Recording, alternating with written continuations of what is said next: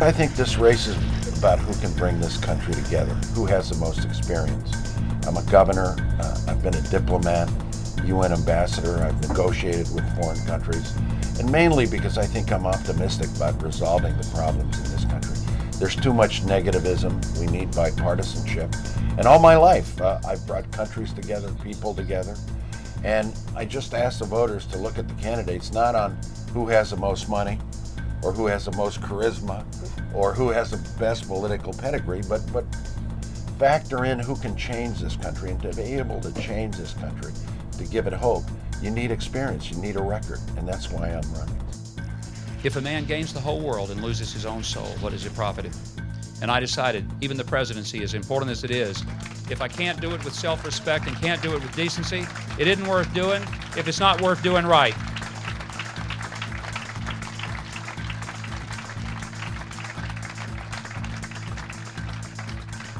Now the pundits think I'm crazy. They may be right. Thursday night, I'd like for you to prove that the pundits are wrong and that principles matter. And it may just help to change the way we elect a president. I think you're going to see more change in the next 10 years than you've seen in the last 10 centuries. And so in a time of change, in an election about the future, an election about serious things, I think it's important to have somebody who knows something about change, who's lived in the private sector, who knows why jobs come and why they go, who's traveled in the world to understand how we compete with other nations. We need a president who is ready on day one, who understands that we both have to reach out to the rest of the world again, and we have to restart America's confidence and optimism.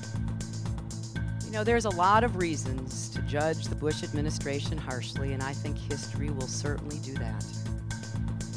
But two in particular that I find almost unprecedented in American history is the way in which they have used fear to undermine our country's unity, to divide us one from the other, and the way they have allowed a strain of fatalism to enter into the American bloodstream.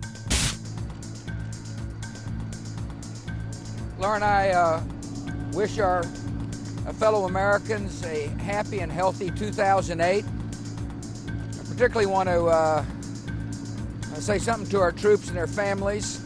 This country respects you, we admire you, and we wish you a great 2008 as well. I've just come off the ranch. I had a good rest and a good New Year's with some friends, and I'm looking forward to getting back to Washington to work on policies to keep this country safe and to keep this country prosperous. But I just want to stop by and wish everybody a happy 2008. Thank you. Happy New Year, everybody. Happy New Year.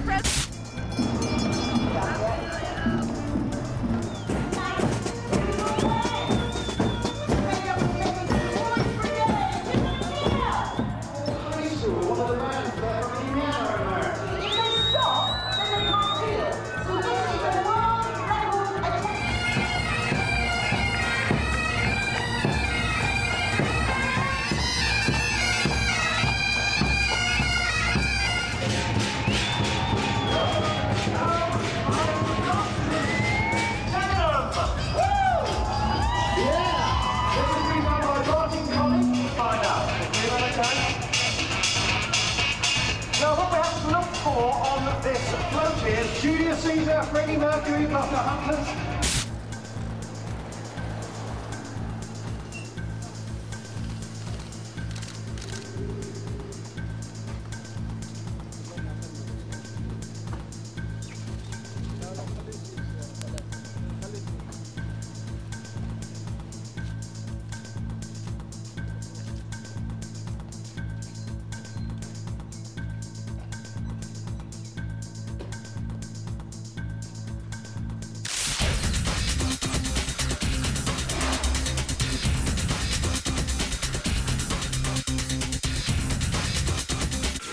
Hey, I'm Anderson Cooper. Check out the 360 Daily podcast on iTunes.